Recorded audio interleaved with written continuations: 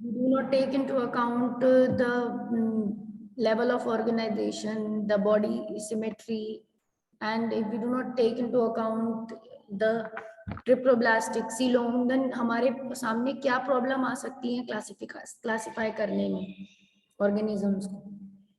So purpose of the classification of animal is to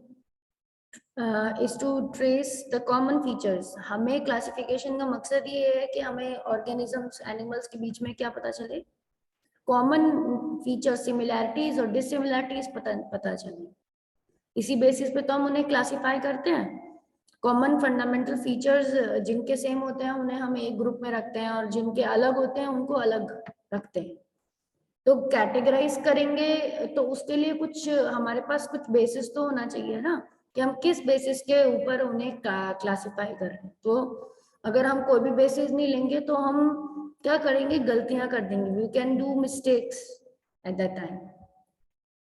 If every individual will have to be studied independently, the correlation among species cannot be identified. अगर हम हर एक organisms को independently पढ़ने लगेंगे तो उनके बीच में हम कोई connection नहीं बना पाएंगे and correlation नहीं बना पाएंगे. कोई evolutionary उसका significance नहीं बता पाएंगे कि ये organism किस organism से evolve हुआ है, किस तरह का closest इससे relationship है, वो हम नहीं बता पाएंगे. And if only common features of the organism are taking into account, it will lead to a grouping of सिर्फ बहुत basic feature अगर हमने account में ले लिए, जैसे वो रहते कहाँ हैं, habitats, ठीक है, वो किस तरह का न्यूट्रिशन ले रहे हैं. अगर बहुत बेसिक फीचर हमने ले लिए तो हम बहुत सारे फाइलम्स को एक ही उसमें रख देंगे, किंगडम में. ठीक है, अनरिलेटेड ऑर्गेनिज्म को भी हम ग्रुप कर सकते हैं. तो for example bird, bat, butterfly, सबके विंग्स हैं तो हम उनको ओरिजिन के बेसिस पे डिफरेंट करते हैं. And Pisces is actually a mammal and bat look like bird but they are mammals. Bird की तरह दिखते तो हैं बैट, पर वो मैमल्स होते हैं, फ्लाइंग मैमल्स होते हैं. तो अगर हमें मैमल का फीचर पता है कि उनके जो यंग वंस होते हैं वो डायरेक्टली बर्थ लेते हैं और उनके जो यंग वंस होते हैं मदर से न्यूट्रिशन लेते हैं, तो हम समझेंगे कि चमगादड़ भी क्या है, बैट भी क्या है, एक मैमल है. How important is the presence of air bladder in Pisces. मतलब जो मछलियां हैं, उस दिन हम डिस्कस कर रहे थे मछलियों के बारे में, तो जो मछलियां हैं उनके अंदर एयर ब्लैडर होना क्यों जरूरी है इतना, ये हमारा क्वेश्चन है. कि एयर ब्लैडर से फिश को क्या इम्पोर्टेंट थिंग वो होती है, उसको क्या यूज आती है एयर ब्लैडर. सो आपको मैंने बोला था कि अगर एयर ब्लैडर होगा तो मछली को डूबने का कोई डर नहीं होगा पानी में, क्योंकि वो हमेशा अपने एयर ब्लैडर में जब भी वो एयर रखेगी तो वो बुओयंट रहेगी, इट विल नॉट सिंक. और ऐसी मछलियां जिनमें एयर ब्लैडर नहीं होगा उनको पानी को क्या करना पड़ेगा, डिस्प्लेस करना पड़ेगा ताकि वो क्या कर सके, स्विम कर सके. आपको पता है आर्किमिडीज का प्रिंसिपल है, अपनी बॉडी के हिसाब से जितने वेट का पानी हम फेंकते हैं, अलग करते हैं, उतने में ही हम वॉल्यूम में हम रह सकते हैं, इतनी वॉल्यूम हम घेरेंगे. तो ऐसे ही फिश को भी क्या करना पड़ेगा, अपने फिन से अपनी वॉल्यूम को मेंटेन करके स्विम करना पड़ेगा. पर अगर उसके पास एयर ब्लैडर है तो वो हल्की रहेगी, बिकॉज एयर ब्लैडर में वो एयर भर सकती है, वो अपने आप को बुओयंट रख सकती है. तो यहाँ हमें क्वेश्चन पूछ रहा है कि कितना इंपॉर्टेंट है फिशेस के लिए एयर ब्लैडर. तो एयर ब्लैडर बोनी फिशेस में होता है, ऑस्टियोक्टीज में, और ये बैलेंस करवाता है उनको वाटर विदाउट सिंकिंग, बिना डुबाए उनको बैलेंस रखता है पानी में. Hence maintaining buoyancy, it also allows fish to move upward, और ऊपर भी बिल्कुल लेकर आ सकता है फिश को जब वो चाहती है, डाउनवर्ड लेके जा सकता है जब वो चाहती है नीचे जाना, तो वो नीचे उसको हवा उसका निकाल देगी तो वो नीचे जा सकती है आराम से.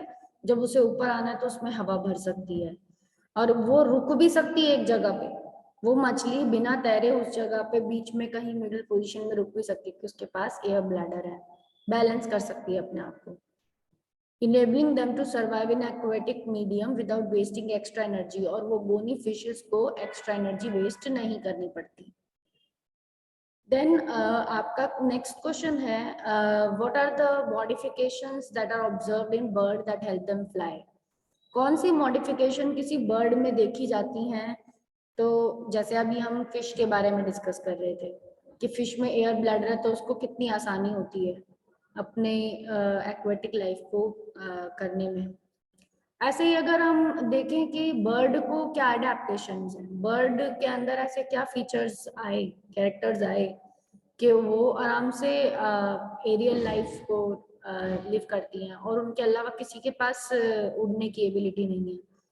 तो हमें पता चलता है कि बर्ड्स जो हैं उनकी बोन्स कैसी होती हैं, हॉलो होती हैं। क्योंकि उनकी बोन्स हॉलो होती हैं तो उनके अंदर उनकी बॉडी वेट बहुत लाइट हो जाता है एंड लाइट वेट की वजह से, हॉलो बोन्स की वजह से, प्लस उनके पास फेदर्स होते हैं जो हवा के फोर्स को क्या कर सकते हैं, बैलेंस कर सकते हैं। तो हवा के फोर्स को बैलेंस करके वो अपने फेदर्स को फड़फड़ा कर हवा का भी इस तरह का प्रेशर बना सकते हैं कि वो उनकी बॉडी एयर में रह सकती है, जैसे एयरप्लेन्स करते हैं। तो the bird have the following features will allow them to fly. Bird के क्या क्या फीचर्स हैं? Four limbs are modified into wings. उनके जो हाथ हैं, हम लोगों के हाथ होते हैं पर उनके क्या होते हैं, ये पंख बन जाते हैं। ठीक है, तो बर्ड्स के हैंड्स नहीं है, उसकी जगह वहां पर फेदर्स लगे हुए हैं, यहाँ पर सब जगह फेदर्स लगे हुए हैं जिनसे वो उड़ सकती हैं। एंड मैम हाँ जी, मैम क्या ये जो बर्ड है ये एक ही जगह पे स्टेबल रह सकती है हवा में? हाँ कुछ बर्ड्स ऐसी होती हैं, सब बर्ड्स नहीं, पर इनमें भी कुछ ऐसे बर्ड्स होती हैं जिनका जो फेदर फड़फड़ाने का, फ्लैपिंग का रेट है वो बहुत कम होता है। इवन अगर वो बहुत देर तक ऐसा प्रेशर बना चुकी हैं, बहुत देर तक उड़ चुकी हैं, तो वो बिना पंख को फड़फड़ाए रुक सकती हैं। तो उनको एक ऐसा मीडियम लेवल बनाना होता है, जैसे कि मछली बना रही थी, वो अपने एयर ब्लैडर से बना रही थी, ये अपने विंग के स्पैन से बनाती है। मतलब कितने लंबे इनके विंग्स हैं, जिनके ज्यादा लंबे विंग्स होंगे, ईगल हुई, बाज हुआ, ठीक है। तो ये ऐसे होते हैं कि जब बहुत देर तक ये उड़ रहे होते हैं तो फिर वो अपने पंख को ऐसे खोल के भी रखेंगे, तब भी वो क्या होते हैं, वैसे ही रहेंगे, बिना फड़फड़ाए वो गिरते नहीं। तो उन्होंने अपने अंदर एक ऐसा फोर्स जनरेट कर रखा होता है। तो फोर लिम्स जो होते हैं इनके मॉडिफाई होते हैं विंग्स में, बर्ड को फ्लाई करवाता है, ये पहला पॉइंट है। और हिंड लिम्स इनके किसमें मॉडिफाई हो जाते हैं, चाहे तो स्विम करने के लिए, वॉक करने के लिए, पर्च करने के लिए ब्रांचेस पे, यानी कि विंग्स की तो बात कर रहे हैं। फोर लिम्स क्या है, विंग्स बन गए हैं इनके। जैसे कि अगर बर्ड की हम डायग्राम देखें तो बर्ड का जो हेड है, फिर बर्ड के पास गर्दन है, फिर बर्ड के पास पंख हैं दो, ठीक है। पर इनके पैर भी हैं, इनके मतलब छोटे छोटे से पाँव होते हैं, और उन पाँव से बर्ड क्या करती है, बैठती है, या तो डाली पर, डाली को पकड़ पाती है, क्योंकि नाखून भी होते हैं उनमें। तो they have hind limbs for walking, चाहे तो वो इनसे चल भी सकती हैं बर्ड्स। तो दे कैन वॉक। आपने देखा होगा चिड़ियाओं को जब अपना दाना ढूंढती हैं या कीड़ा ढूंढती हैं घास में से, तो चलकर जाती हैं, उनके पाँव के निशान भी हम अगर मिट्टी गीली है उस पर देख सकते हैं, ठीक है। तो बर्ड्स के पास वॉकिंग और स्विमिंग के लिए कुछ बर्ड्स, जैसे डक है, डक के पास जो उसके पाँव हैं, उसके पाँव के बीच में क्या रहेगा, डक के पास वेब्ड फीट रहता है डक के पास। क्यों? क्योंकि डक को क्या करना है, स्विम करना है, वो वेब की जैसा उसका फीट रहता है। तो अलग अलग बर्ड्स के अलग अलग तरह के फीट होंगे, और ताकि वो अलग वर्क कर सकें। एंड उनके बोन्स तो होंगी, एक्सोस्केलेटन एंडोस्केलेटन में बोन्स तो होंगी अंदर, पर हॉलो होंगी, खोखली होंगी, एयर कैविटी उनके पास होगी, जो कि बॉडी वेट उनका बहुत हल्का कर देगी, जिससे वो उड़ सके। तो बर्ड के हम अडेप्टेशन देख रहे हैं। They are streamline body shape, उनकी शेप भी क्या रहती है, स्ट्रीमलाइन रहती है, यानी कि क्योंकि उनको भी फ्लूइड डायनेमिक्स करनी है, मतलब उनके ऊपर से भी हवा क्या करे, उनकी बॉडी इस तरह की हो के हवा उनके ऊपर से उनको कम फ्रिक्शन दे। कम फ्रिक्शन देगी तो उनकी जो लैंडिंग होगी, जो ग्लाइडिंग होगी, वो क्या रहेगी, स्मूथ रहेगी।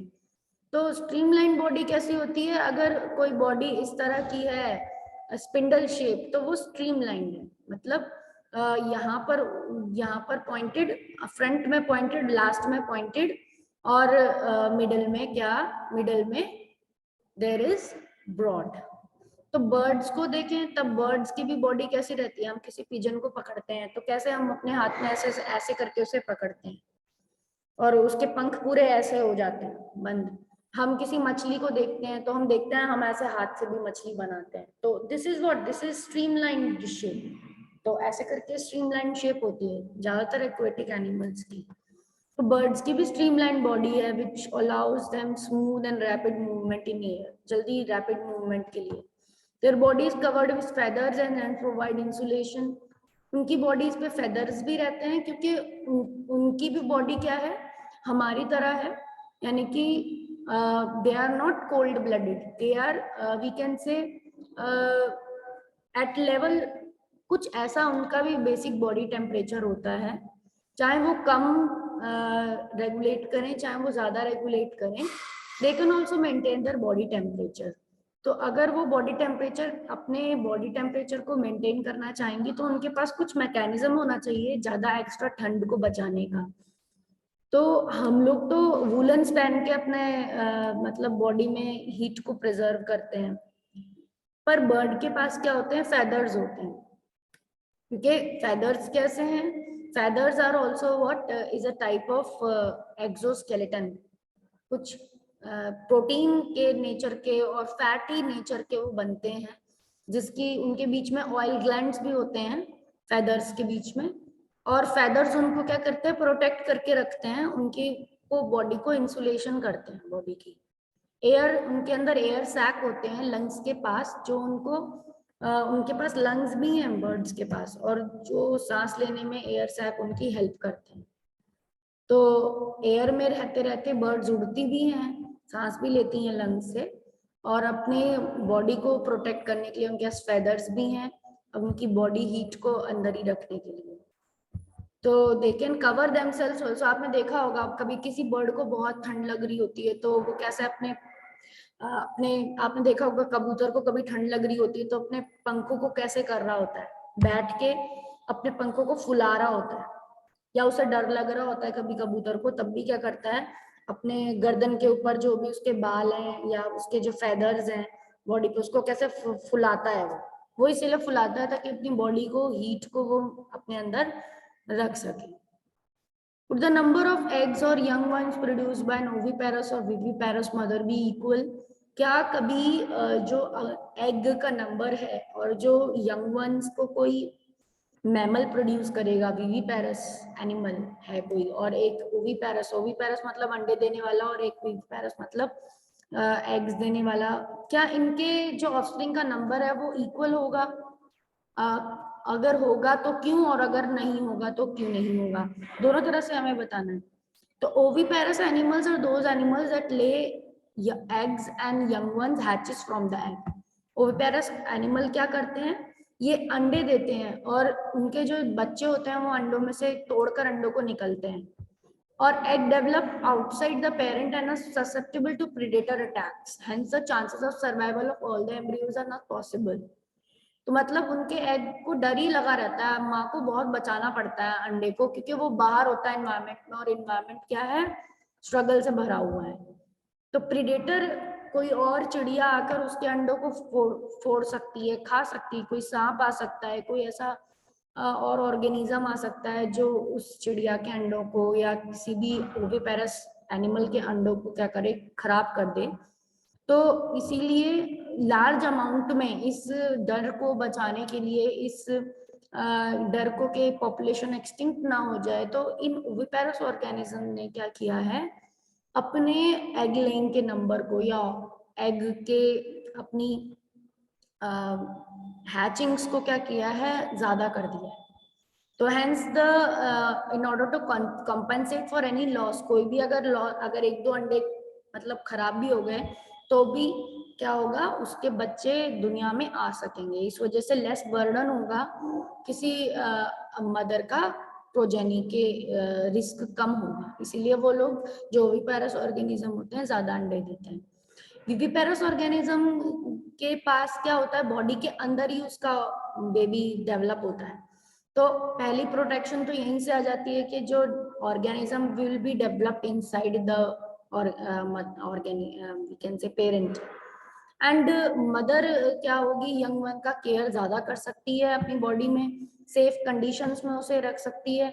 इन्वायरमेंट से भी उसका एक्सपोजर नहीं है, डायरेक्टली वो बच्चा क्या देख नहीं पाता, मदर के थ्रू ही पूरे इन्वायरमेंट को फील कर रहा होता है। जो मदर खाती है वो बच्चे को मिलता है, जैसे इन्वायरमेंट में मदर रहेगी वैसा इन्वायरमेंट बच्चे पे पड़ता है। तो ये क्या है, इनडायरेक्टली एक्सपोज होता है एक्सटर्नल कंडीशन पे, और प्रेडेटर्स का कोई खतरा ही नहीं है क्योंकि मदर भी अपने आप को सेफ रखती है और कोई भी ऐसी कोई खतरा उसको नहीं होता बर्थ तक।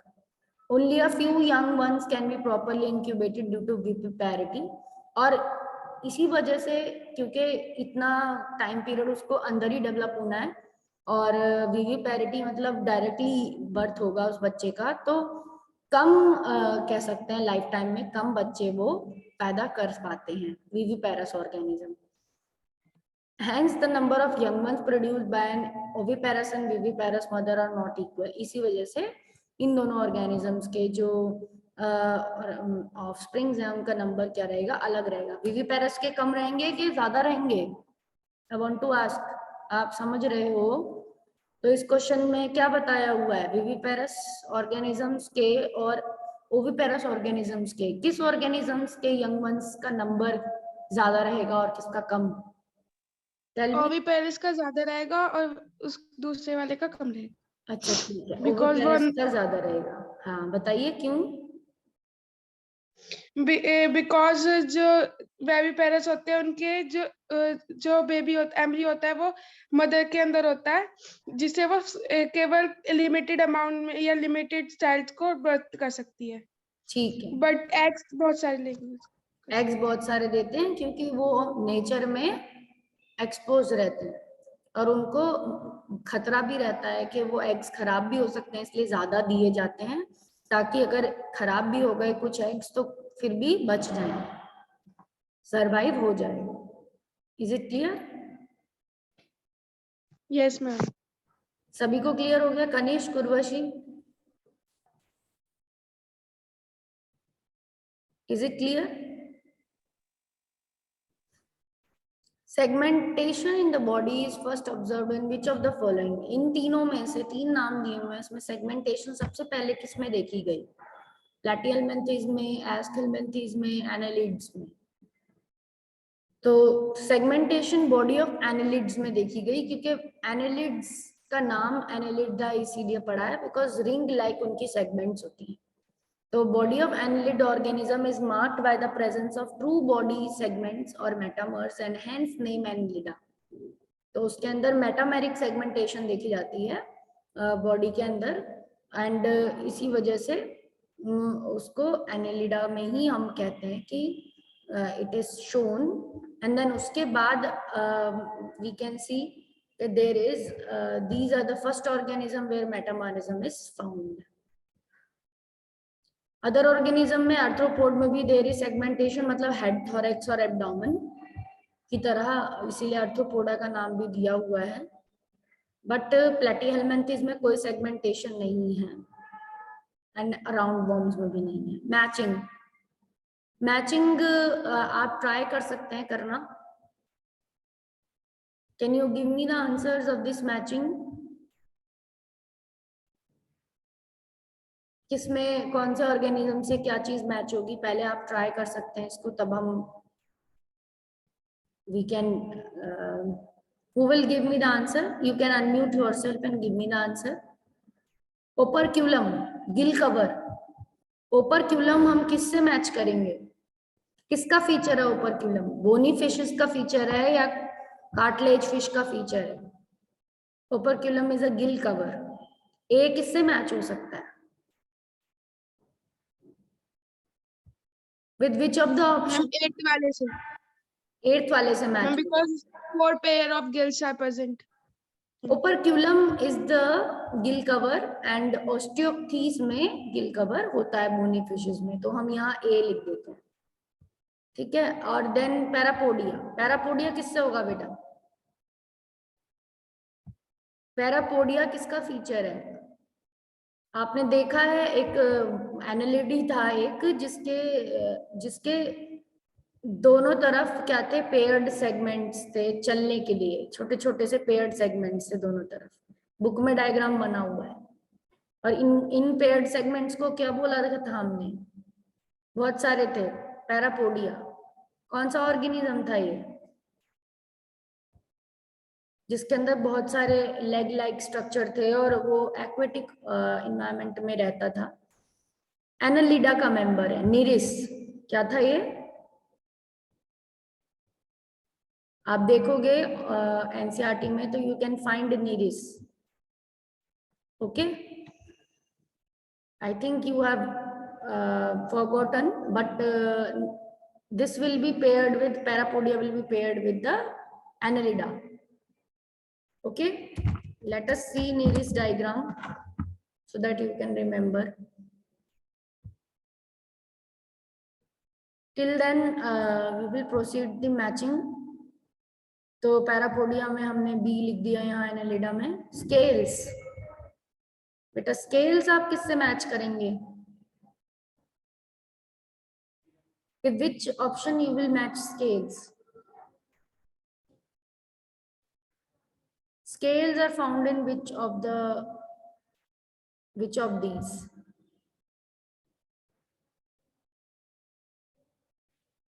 Yes, Chondrioctes यानी कि आपकी कार्टिलेज फिश।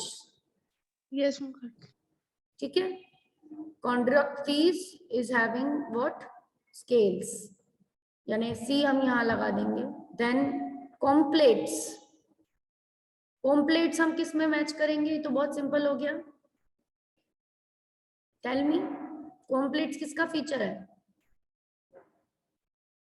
इनमें से यहाँ फाइलम्स के नाम लिखे हुए हैं, किसका फीचर है?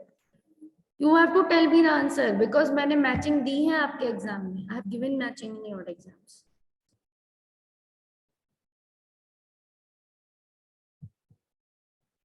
कॉम्प्लेट्स विल बी इन टीनोफोर्स, ठीक है। हाइड्रा के बाद जो नेक्स्ट फाइलम था टीनोफोरा, उसमें थी कॉम्प्लेट्स। रेड्यूला, रेड्यूला किससे होगा बेटा?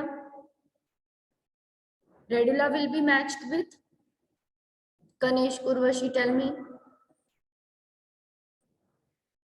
रेड्यूला किससे मैच होगा? Radula is the rasping like organ, Mollusca से होगा। Very good. हेयर, हेयर किससे मैच होंगे? हेयर किसके फीचर्स हैं? mammals के। मैमल्स के फीचर्स हैं। Very good. एक ही फाइलम है जिसमें हेयर्स मिलते हैं, वो है मैमल्स। क्वाइनोसाइट्स, क्वाइनोसाइट्स किसमें होते हैं बेटा? एक ही फाइलम है जिसमें क्वाइनोसाइट्स होते हैं, फ्लैजिलेटेड कॉलर सेल्स। क्वाइनोसाइट्स एक ही मेंबर में है। बड़ा सा जो स्पॉन्ज हमने पढ़ा था, पानी अंदर आने के लिए, पानी अंदर आता है पोर से, ओस्टिया से, और फिर कौन से सेल्स में जाता है? कॉलर सेल्स में से। यहाँ पर पूरी लाइन में कौन से सेल्स लगे रहते हैं? कॉलर सेल फ्लैजिला वाले। तो किस में जाएगा? Coenocytes will be going in the porifera. Gill slits, reptiles। reptiles में नहीं होता बेटा gill slits। So gillets are in gill slits इसमें रहेंगे Chondrioctes और cyclostomes में। और scales आप किस में दे सकते हो? reptiles में दे सकते हो। scales reptiles में भी होते हैं, ठीक है। जैसे आप देखते हो सांप है, सांप के ऊपर भी क्या रहती है? केचली रहती है, वो उसके क्या होते हैं? स्केल्स ही होते हैं। देन ओपरक्यूलम हमने बोला था ओस्टियोक्टीस में। पैरापोडिया हमने बोला था किसमें? एनालिड्स में। देन मैमेलिया में हमने हेयर बोला था। ये सारा करके हम नीचे चेक करेंगे क्या हमारा गलत है क्या सही है। ई मोलस्का, टीनोफोरा, कॉम्प्लेट्स, ठीक है, तो ये हम दे रहे हैं इसको। और अब हम चेक करेंगे answer. A is matched with 8th, that is Osteoctes. B is matched with 5th. B is matched with 5th. Parapodia is a locomotory organ, Polypoda, Annelida. And C is matched with reptiles, scales and scutes. Is it clear? Snake की body या reptiles की body किससे रहती है? Dried scale से covered रहती है। C is matched with 4th. D, presence of complete characteristic feature of Ctenophora. Ctenophora का feature है completes. Clear? Radula is the rasping teeth-like structures for the crushing the food in mollusk. Then we are having F, which is matched with 7th. Presence of hair is the identifying feature of mammals. Choanocytes, also called collar cells, are present in poriferans, act as defense. And uncovered gill slits are present in cyclostomes and gill slits. Gill slits किसमें match करे हैं इन्होंने? Cyclostomes और ओस्टियोक्टीज में। यहाँ पर आपको match करके दिखा रहा है। अगर आपको स्क्रीनशॉट चाहिए, you can take a screenshot even, then you can do in your book as well. Clear? Yeah, okay, ma'am. Now we will be moving toward another question. Okay. What is the next question? We will be reading it. List out the names of some animal that are found parasitic on human beings. ऐसे animals का नाम बताइए जो कि human being से parasitic हैं। आप इसमें एस्करीज का नाम दे सकते हो, जो पहला नाम दे रखा है प्लेटिहेलमिन्थेस यानी आपका फ्लैटवर्म, और राउंडवर्म यानी एस्केलमिन्थेस। ये दोनों ही क्या है? डाइजेस्टिव ट्रैक्ट में क्या है? पैरासाइट है, एंडोपैरासाइट। इंटेस्टाइनल पैरासाइट्स हैं, वर्म्स हैं ये। फ्लैटवर्म हो प्लेटिहेलमिन्थेस का, या फिर जैसे लीवर फ्लूक है फैसियोकोला हेपेटिका, ये लीवर में भी इन्फेक्शन करता है। टीनिया सोलियम प्लेटफॉर्म ये इंटेस्टाइन में करता है। Then Ascaris lumbricoides is the roundworm which is in the intestine. Wuchereria is the roundworm which is in the lymphatic system. Echinococcus granulosus hydrated worm is there, ये भी human में बीमारियां करता है। साइक्लोस्टोमा डेडिनेले डिडिनम में ये रहता है, हुकवर्म है ये। So there are many diseases which are caused by the flatworms and the roundworms. Next question. If you were given a specimen, what steps you will follow to classify it? आप क्या step follow करोगे? कोई भी आपको specimen में पकड़ा तुम ले जाकर लैब में, तो आप उसको किस लेवल पे डिसाइड करोगे कि ये मेरे को मैम ने प्लांट का स्पेसिमेन दिया है, या फिर ये एनिमल किंगडम का स्पेसिमेन है, या फिर ये कोई प्रोटोजोआ है, या फिर ये लाइकेंस है, या फिर फंगस है, क्या है ये? कैसे आप मतलब क्लासिफाई करोगे? तो बेसिक जो क्लासिफिकेशन के बनेंगे वो क्या है? बनेंगे cellular level of organisation, tissue level of organisation, organ level of organisation, structural symmetry of animal body. अगर मैंने बोल दिया हाँ ये एनिमल ही है, तो फिर आपको किस लेवल पे उसको बांटना पड़ेगा? सेलुलर लेवल, छोटा एनिमल है, बड़ा एनिमल है, या फिर उसके अंदर टिश्यूज मिल रहे हैं, या फिर उसके अंदर स्ट्रक्चरल सिमेट्री मिल रही है, क्या मिल रही है?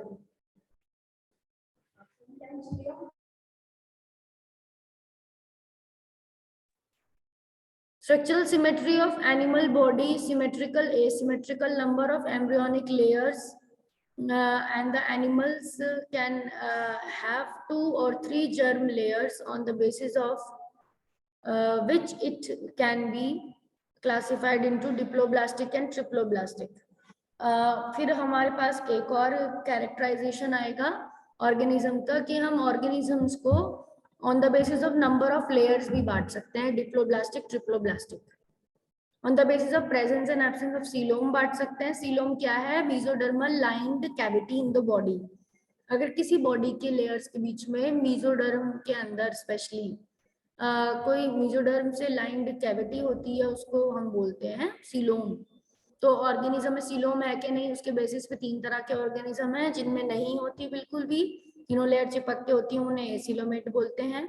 जिनमें होती है उन्हें सिलोमेट बोलते हैं। जिनमें आधी अधूरी होती है उन्हें सीडोसिलोमेट कहते हैं। Is it clear? तो ये Yes, basis of ma'am. Classification बता रहे हैं। और प्रेजेंस और एब्सेंस ऑफ नोटोकॉर्ड ये लास्ट फीचर बनता है कि नोटोकॉर्ड है कि नहीं ऑर्गेनिज्म। उससे बेसिस पे 2 तरह के ऑर्गेनिज्म है, नॉन कॉर्डेट्स और कॉर्डेट्स। तो नॉन कॉर्डेट के अंदर उनके अंदर नोटोकॉर्ड नहीं होती, और कॉर्डेट में नोटोकॉर्ड होती है। उनकी किसी भी स्टेज पे हो सकती है वो। देन स्टडी करी जाएगी बॉडी कैविटी को। How useful is the study of nature of body cavity classification में। क्लासिफिकेशन में कितनी यूजफुल है बॉडी कैविटी का प्रेजेंस या एब्सेंस या उसकी स्टडी। तो प्रेजेंस और एब्सेंस बॉडी कैविटी की इंपॉर्टेंट है because of classification of organism animal as the evolutionary basis. It indicate the evolutionary basis. Cavity है कि नहीं ये भी बताता है कि कौन सा ऑर्गेनिज्म कौन से ग्रुप का मेंबर है और किस से वो आया है। Body cavity line with mesoderm is called coelom. Organism जिसके अंदर जो सीलोम जिनके अंदर होती है वो आर्थ्रोपोड्स हैं, मोलस्क हैं, एनेलिड्स हैं, कायनोडर्म है, हेमिकॉर्डेटा। ऐसा नहीं है कि सिर्फ सीलोम हायर एनिमल में ही है। आप देख रहे हो यहाँ पर आर्थ्रोपोड से सीलोम शुरू हो रही है, क्योंकि आर्थ्रोपोड और एनिलिड्स उनसे सिलोम शुरू हो रही है। क्योंकि राउंड वॉर्म में कैसी सिलोम थी? स्यूडोसिलोम थी। पर जैसे ही राउंड वॉर्म्स के बाद एनेलिड्स आए, अर्थवॉर्म आए, आर्थ्रोपोड्स आए, मोलस्क आए, कायनोडर्म्स आई, हेमिकॉर्डेटा, कॉर्डेटा, इनमें क्या आने लग गए? सिलोम आने लग गए। तो therefore they are known as coelomates. They have a complex structure and efficient organ system to carry out various processes. इनके पास बहुत अच्छे और एफिशिएंट ऑर्गन सिस्टम होते हैं और ये लाइफ प्रोसेसेस को अच्छे से कैरी आउट करते हैं जो सीलोम वाले ऑर्गेनिज्म होते हैं। तो body cavity without lining of mesoderm is known as acoelom. ऐसी बॉडी कैविटी जिसके मेसोडर्म में लाइनिंग नहीं हो और जिनमें होती नहीं है वो कैविटी, उसको एसिलोमेट ऑर्गेनिज्म कहते हैं। और इनकी बॉडी ऑर्गेनाइजेशन इसी वजह से सिंपल हो जाती है। अगर मेसोडर्मल पाउचेस की तरह हमें दिखे, यानी कि लेयर मेसोडर्म की मतलब बिखरी हुई हो, बीच बीच में कहीं कहीं स्पेस हो, कहीं कहीं स्पेस ना हो, तो इसको क्या बोलते हैं? सीडोसिलोम बोलते हैं। इसको एग्जाम्पल एस्केलमेंथीज होता है। Hence in animal classification, platyhelminthes less organized हैं, followed by aschelminthes, whereas annelids, arthropod, mollusks, echinoderms, hemichordates, chordates, ये वेल ऑर्गेनाइज्ड हैं, कैरी आउट डिफरेंट एक्टिविटीज। ये अलग अलग एक्टिविटीज कर सकते हैं। तो इनकी बॉडी ज्यादा वेल ऑर्गेनाइज होती है जिनके अंदर सीलोम होती है। Now next question is distinguish between, किनके बीच में डिस्टिंग्विश करना है हमको? Intracellular and extracellular digestion. तो कौन सी इंट्रासेलुलर डाइजेशन होती है, कौन सी एक्स्ट्रासेलुलर? हमने हाइड्रा पढ़ा था, तो हमने पढ़ा था कि उसके अंदर एक ट्यूब जैसा स्ट्रक्चर है हाइड्रा के अंदर, और फिर इसके टेंटिकल्स यहाँ पे रहते हैं, और फिर यहाँ पर इसका जो माउथ है उसके अंदर एक सिंगल कैविटी जाती है। और उस सिंगल कैविटी में क्या होती है? पूरी की पूरी डाइजेस्टिव जूसेस इसके अंदर डाल दिए जाते हैं, लेयर्स निकाल कर यहाँ भेज देती हैं एंजाइम्स। और इसके अंदर अगर इसने माउथ से कुछ भी खाना खाया है, हाइड्रा ने कुछ भी प्रे इसके अंदर अपने अंदर लिया है, तो मान लो फूड मटेरियल इसने लिया अंदर, तो ये फूड मटेरियल पे ये पूरे एंजाइम्स क्या करेंगे? एक्ट करेंगे, जो ये एंजाइम्स निकाल रहा है हाइड्रा, और उसको डाइजेस्ट करते। तो ऐसी कैविटी को जो सेल्स के बाहर हो रही है, take place outside the cells in the alimentary canal, canal की तरह, उसको बोलते हैं एक्स्ट्रा सेलुलर डाइजेशन। तो हाइड्रा में भी एक्स्ट्रा सेलुलर है क्योंकि वो भी एक सिंगल कैविटी, बॉडी कैविटी यानी गैस्ट्रोवेस्कुलर कैविटी में हो रहा है। और हमारे केस में वो कहाँ होता है? हमारे अंदर माउथ से लेकर एनस तक क्या होता है? डाइजेस्टिव सिस्टम होता है, उसमें डाइजेशन होता है।